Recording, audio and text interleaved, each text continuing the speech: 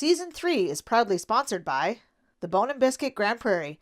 For all of your dog's needs, visit the Bone & Biscuit in the Westgate Plaza. Barton's Big Country, the Peace Country's favorite outdoor store. Big game, big selection, Barton's Big Country. On this episode of On Point Adventures, we are going to meet Alaska. Yeah, so we got a horse this summer. Had to do a little bit of training, a little bit of hands-on, so we'll get to meet him.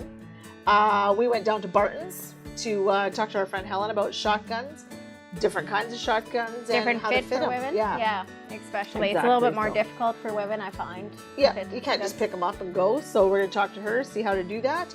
And then, of course, we had Freya, our rescue. Yes. So this spring we got her, and we're going to see how that turned out for her. Yeah, so check it out.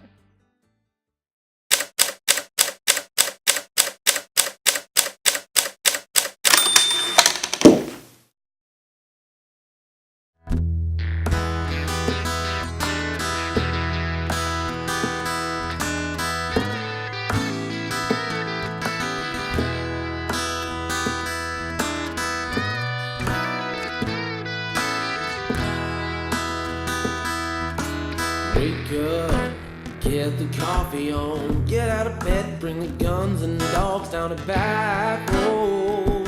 This is On Point Adventures. Get the shotguns check, decoys check, dogs lined up, put the ducks on the deck for On Point Adventures.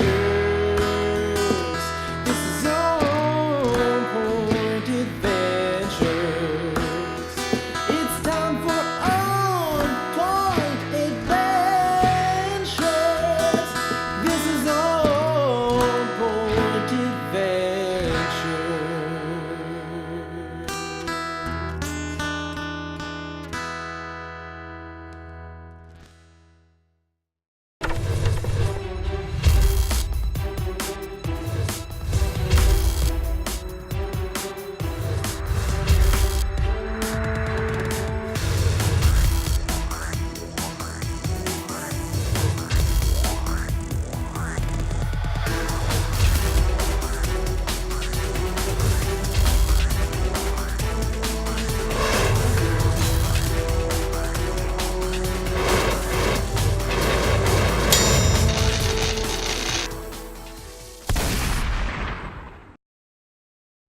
All right, welcome to this first segment of Taming Alaska.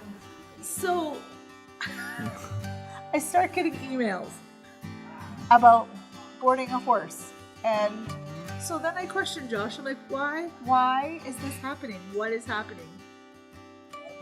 I may have inquired about getting a horse. So, that began our journey of getting this horse. I mean, we live in town. What are we going to do? I had a million questions, but you know what? Things always work out for us. So we just went ahead and this happened. So Well, the first thing was us going down to the field test and talking to all the guys with horses, and one thing Yeah, led to that- another, and yeah. I'm impulsive, and well, now we have a And horse. then we have a horse. So tell me, why does OPA need a horse? Well, I'm getting old. I put a lot of miles on the dogs, but in all reality, we started doing field tests with the dogs, and the next step is field trials, horseback field trials. Oh, okay. So this is the first step of starting the field trials. We need a horse. Well, and if we're going to get one, we're going to get one that we need to work with. So Yeah, my theory behind it is it's better to get a young colt that hasn't been worked with before and train him the way we want him with the dogs and the guns and everything than get a horse we actually have to fix. right. So, Exactly. I mean, we're kind of in the middle, I think, with Alaska. He's not a baby; he's 3, and he hasn't had any work done, so we're not having to fix anything. for $300, Exactly. What do you do? how could you go wrong? Exactly. So where do we start with Alaska? What do we do? Because he's been handled. He's not like a wild horse we had to go catch or anything, like just born and left in pasture. But he hasn't been handled a whole lot. So where do we start with Alaska? Well, this is where my training techniques come in with the dogs. We have 2 different training styles, and one's for a predator and one's for a prey. Okay. And horses are very reactive. I don't like using that term with dogs Yeah, because you told me reactive is always a bad word. yeah, with a predator animal, if you have a reactive dog, you have trust issues. That's all it is. Right. With a horse, they react to everything: sound, movement. If it's not in their stall or in their paddock that they're used to, they react to weird it. for them. Yep. Yeah, he didn't like anything. No. We'd walk up, he'd walk away. Yep. Like we're walking up to his paddock and he's walking away. He's like, he's done. He's not running, but he's like, I'm out. Yeah, well, that's also a sign of respect. So that's the first thing we had to do was gain his respect. Right. And we had to get him into the round pen where we could start working him and teaching him how to respect us. And it was funny because we brought Jason. Right. And Jason's not an big animal person. He's kind of a... His experience is pretty limited, I think. Yep. You know, like my own. I mean, I'm not jumping in there with Alaska either. So we I've had... earned my respect for horses. So we had two options. We could rope him Right. and take him to the round pen, or we could build a chute out of gates. Right, because we're looking at what, 40 to 30 yards? Yeah, 30 to 40 yards. Yeah. So, So- you still got to get him there. Yeah, oh, it's at the point now where we have to start his training, so he has to go. And Jason's like, it was funny, he asked me, which is the most probable way of you getting hurt? I said, well, throwing a rope on him. He said, perfect, that's the way we're gonna do it. So we're going to start with getting Yeah. the rope on him. So how did you manage to do that? Because, I mean, he doesn't like the rope, he doesn't like you, but he's coming to feed, though. Yep, again, with the food, the only source of food he had was us. Right. So basically I just put a loop over a bucket and eventually waited out 10 minutes and he wanted some grain. Right. And actually when the rope tightened up on him this time, there was no reaction at all. Right. He Right, just, he was just whatever. Yep, so we got him over to the round pen and I got a halter on him. Right. And we just started his training process to learn for respect from there. Back up, back up, back up, back up. Good boy. Good boy. So now you've got him in the round pen. Now what? Okay, so with this series, first of all, I want to explain that we're not doing this on teaching you how to train a Right. horse. We're going to follow the Down Under horsemanship method on how to train a rescue horse. It's a video series that Clint Anderson put out. Very explainative. It's very well done, step by step. Yeah, you can find him on YouTube. It's Yeah. awesome to watch, actually. It's entertaining and he explains himself very well. Yeah, he's a professional horse trainer. Exactly, I'm a yeah. professional dog trainer. I'm not here Yeah. to teach anybody. The reason we're doing this segment is so you guys can follow us and our progress with Alaska on actually getting a saddle on him and being able to ride. So the first thing we needed to do, so I can't let the game stop. All right, so we've done a lot of work with Alaska since Yes. we've got him. I mean, he started out in quarantine even for a couple of weeks, as is pretty normal. Yep. At the place we had him boarded, to making sure he was fine, to getting all his shots up to date and all of that stuff. And he was turned out with the herd. Yep. So that was kind of nice to watch him. And And the halter too. We started. yeah, off with exactly. halter. We're gonna be able to just call him right over and he'll just walk right into a halter now. So that's awesome. Kira rides him now.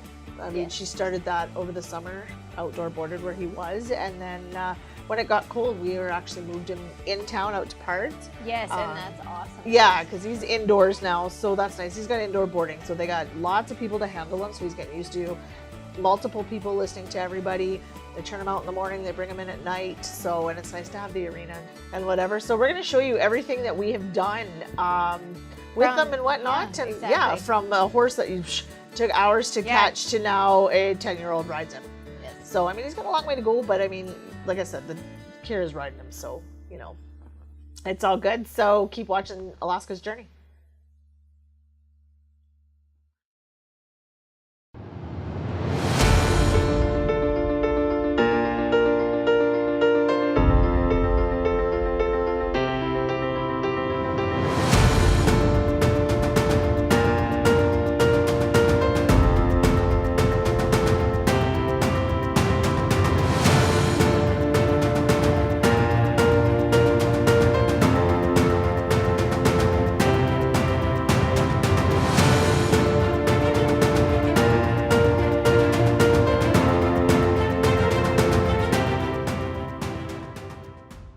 So, have a pup you want to hunt over?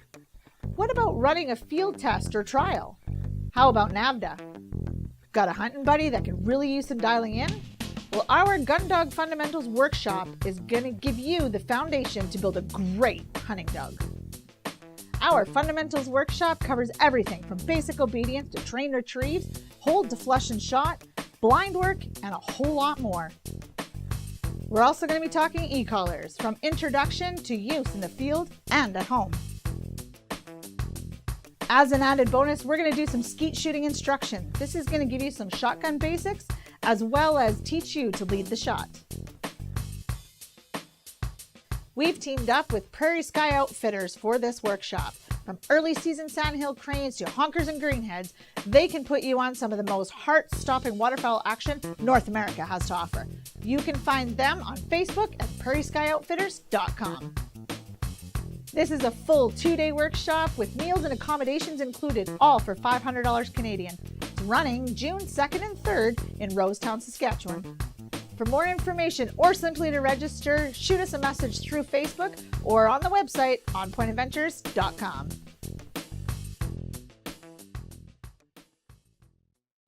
Wake up, get the coffee on, get out of bed, bring the guns and dogs down the back road. This is On Point Adventure. Cheryl, when you first started shooting shotgun, did you have a hard time finding one that fit, or did you just fit your style of shooting to the gun you had available? I found it very difficult, actually. Yeah. I'm a petite person, let alone my length in my arms. Yeah. So I found it very difficult. So for me, I did try out numerous ones to actually find out what the best fit was. And it took me a long time to find one. But you know what? I have one that I absolutely love. Yeah, I like your gun too. I like shooting it too. Maybe one day mine will grow up to be a big one like yours. But same thing. I mean, you know what? I had to try too. I find I'm really short through here. I tried quite a few, and I find that you really got to reach for that, and then it doesn't sit right, and all that kind of stuff. So taking the time and trying out a whole bunch is a good way to go. Yeah, like we had our women's course. Right, yeah. So when we did that, and we had a bunch of guns and stuff, and all the girls could try out a whole bunch, a big range of them. Yeah, they tried out a whole bunch, and some of them loved like the over and under, some of them like the 20 gauge, 10 gauge even. Yeah. I'm not brave enough to shoot that one, but some of the girls got up there and did it, and it was pretty fun. But and then they learned which one they actually really liked and which was comfortable. And I think it gave them more an insight of going in and trying to find one themselves. Absolutely. That's 8. That's 8. That's a nice one to shoot too. That's a nice one. Yeah. Dead center going away. You're shooting that one? You want to lean out the window a bit? Do 8 and 3 at the same time. Yeah, do 8 and 3 at the same time. Right? I like it. Oh, just wait. That's okay. Go ahead. That's you can get a double on that if you hit it in the right spot. Yeah, those ones actually intersect. Man, the other one. Wait, where are they coming from? One's coming from behind and one's coming Over top. Yeah. Straight 2 and straight away. Oh. Oh. 4 and 8 to intersect. Yeah, 4 goes straight up. Okay. It did that thing where it's Nope. So it's pretty important to be able to do that. And so let's go to Barton's and talk with our friend Helen. All right, hey guys, so we're back at Barton's, which makes me excited because we get to hang out with my friend Helen. We're actually here to talk about shotguns today. So we're going to talk gauges, we're going to talk different actions, and that's where we're going to start. Okay, so I have 3 different shotguns with me today. So I will start off with your basic over and under break action shotgun. So we call it that because it's a break action and it has 2 barrels, one over the other. This is probably one of the most popular guns for trap and skeet shooting. It's also very popular for hunting as well. So we're gonna go to the next action. So we have a semi-auto. This one here is a personal favorite of mine. I'm a little bit of a Benelli snot, as anybody who knows me knows. So this is the brand new Super Black Eagle 3. So it's chambered in a 12 gauge. So it is a semi-auto. So that means once you've loaded, every time you pull the trigger until it's empty, it will fire a round. Which is nice, because that's what I have too. Mine's a semi. Most of us use semis anyway, so. Yeah, for a lot of the goose and duck hunting, it's nice to have a semi-auto because it takes up a lot of your recoil. It also allows you to use a bit bigger of a shell and a bit bigger of a shot. Gives you a little bit more reach, and it takes up a lot of that recoil. Okay, so the next one we're gonna go to is pump action. So as its name suggests, the action, you pump it. So hence pump action. So just like the semi, you're gonna load it through the bottom. So this is a dummy round. This is not a live round, just so you're, understanding. Yeah. Not loading live ammo. So up in the bottom, and up into the chamber, and loaded. So now she's ready to go. You need to unload it. It's again, same thing. So once you've fired your round, there you go. And theoretically, there'd be another round in the chamber. And again, you close it, ready to go. So that's your pump action. Nice. So those are your basic 3 hunting shotguns. So now when you're going to buy a shotgun, you really want to try and find something that fits you properly. If you find a gun that doesn't fit you, and you're not going to shoot right. It's just not going to fit, it's not going to feel right. You may end up bruising your shoulder. There's a whole lot of things that can happen that aren't ideal. Women have a harder time. Women, Well, is it a harder time anymore? I don't know if it's a harder time anymore, but I mean, you definitely have to go for a different fit. Yeah. Generally. most definitely. Than a guy does. So ladies generally go with a shorter length of pull.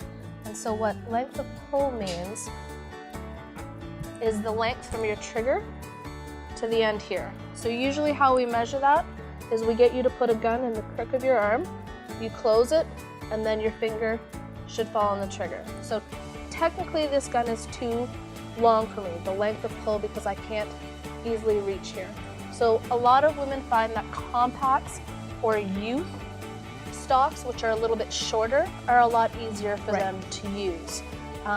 Again, it also helps with positioning in your shoulder and how you stand. So it's really important to go out and try and shoot some before you actually buy them. This summer, we actually did an event with our you ladies' guys. day. So you guys supplied us with a bunch of shotguns, and that was really awesome because then the girls could try out a bunch of different ones, and we had some fun. Yeah. It was lots of fun. Yeah. So finding everything that fits you and suits your needs is really important. Just because something fits me, it may not fit you. Yeah. So we both shoot different guns. You shoot a 20, I shoot a 12. Mine's semi. I love mine, like I said. Yeah. This is pretty much what I shoot a little Mossberg. I just went in to find something that, well, one, I could afford, and two, that fit. And that was important to me. I'm short torso, but my arms are regular length. I'm all kind of different proportions, but it fit really well, and it just happened to be pink. I didn't go for pink, but it happened to turn out to be pink. Yeah. No. So, but it was nice to be able to shoot my own gun. I mean, I can shoot the other guys, but it's definitely nicer to shoot mine. Now, when you were shooting yours over shooting some of the guys' guns, did you find it a little bit more comfortable because it was a little shorter? Yeah, absolutely. Yeah. So I can hold it a little better. I mean, sometimes I'll borrow Josh's gun or whatever and I'll shoot, but it turns out that, your shoulder gets a little sore because it's not always sitting properly. I can't shoulder it as fast. It gets caught a bit because it's a little longer. So that is our basics on the actual shotguns. All right, thank you so much for joining us today, and now tell these guys why they have to come down to Barton's. Got to come down to Barton's because we take the time to make sure that you find the right gun for what you need. We have tons of guns, probably the largest selection in the whole Peace region. So come on down, let us fit you, let us find you the best shotgun for what you need. We have all kinds of prices, all kinds of different action styles. Lots of auction selection. And don't forget, you guys have try it before you buy it days. We do. So that'll give you an opportunity. We have more ladies' days, seminars, stuff like that coming up too. You guys will help us out. We'll help you out. We'll all be together. So it's all good. Thanks for watching, and we'll catch you later.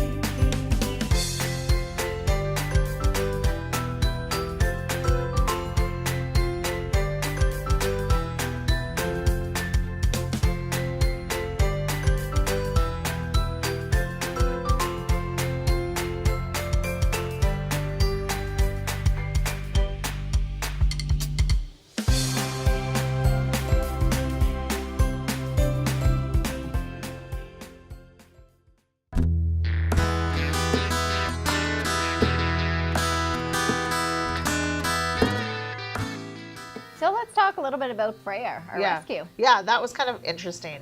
Josh is often tagged in stuff on Facebook, Kijiji ads for dogs, especially the short hairs. He either knows who the breeder is or whatever. And, you know, breeders really look out for each other and that kind of stuff when they see their dogs and stuff on being given away or sold or whatever. So Josh contacted the person who owned the dog currently. Actually, it looked like one of River's sisters. Yes. So Josh was kind of concerned and said, you know, like, what's going on? It kind of turned into a gong show. A little bit. Yeah, I mean, it wasn't her, and that was fine. Just the one picture really resembled her, but it wasn't. That's when PDRC stepped in, and they got a hold of some foster parents that they had, Mike and Alicia Anderson, and they ended up getting the dog from the home. So that was really good. So they took Freya for a little bit. Yes. And then the next process was... coming from Vancouver to Grand Prairie. That's right. Because Lynn at PDRC said, hey, do you guys want her? And we said, sure, like, let's help her out. Yeah. Let's get this going. So then she needed a ride or a flight. She needed somebody to bring her here. So that's when Jenny Virtue actually got on and said, hey, I just happen to be in Vancouver. I'm flying back to GP. Yeah, so I'll she be her escort. That was awesome.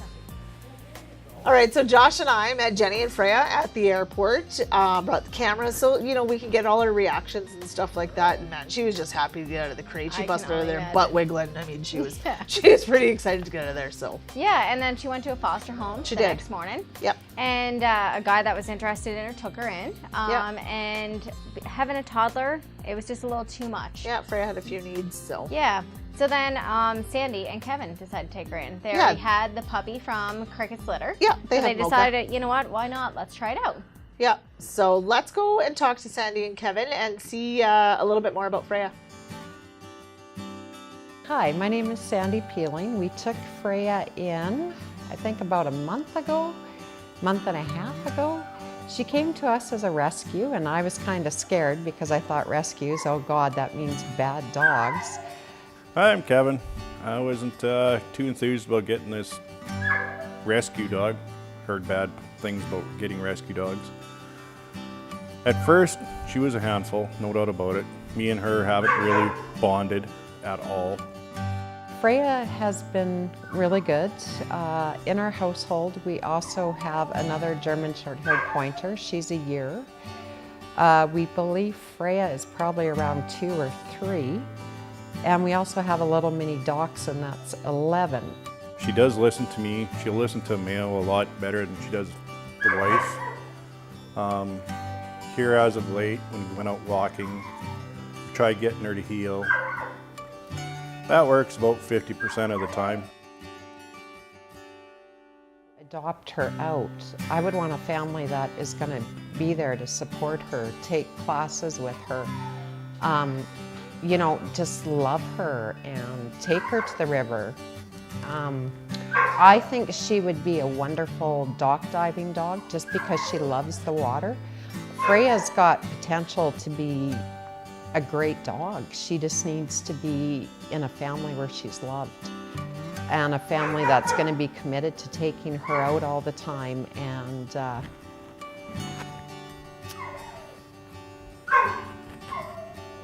yeah, like a family that's going to be 100% dedicated, right? When we first got her, you couldn't touch her feet. Now we've got her to the point where you can touch any part of her body. We had to wipe her feet off yesterday because they were dirty and not an issue with her. She loves the water. When you take her out, she lives in the water. She doesn't really want to come out of the water at all. I ended up falling in love with her, and she's been really good for this family.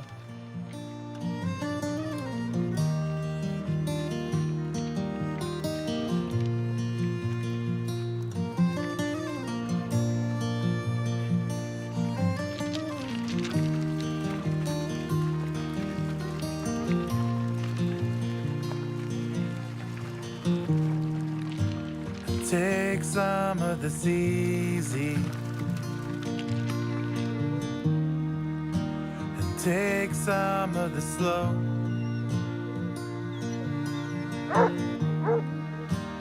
take a breath in the evening.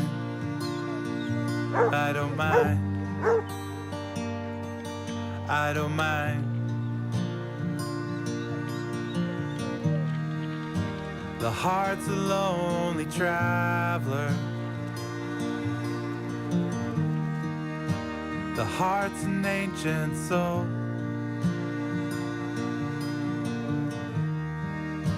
The heart's a drunken sailor who sails on, so sail on. And if it takes all night, sail on. We also want to thank Lisa at Bone and Biscuit because we got Freya spayed actually through Lisa's Yes, that was program. awesome for her. Bone and Biscuit Grand Prairie does a spay and neuter program to help out those rescues and stuff like that, get those dogs spayed and neutered. So Yeah. so that was awesome. So she got all done and whatnot. So Yes. And then too with Sandy Yeah. and Kevin, they ended up putting out that promotional video to find a foster home Yeah. for Freya. to find her forever home. Exactly, Yeah. her forever home. But update, they decided to keep her. And they worked with her really, really hard and did all the training and that, and they absolutely fell in love with her. Yeah, she turned out to be the sweetest dog and a great compliment with Mocha. Oh, absolutely. They go everywhere together. So it worked out really well. So that kind of wraps up this episode. We want to remind you, as always, to follow us on Facebook and on our website. Yes, and we will see you on our next adventure.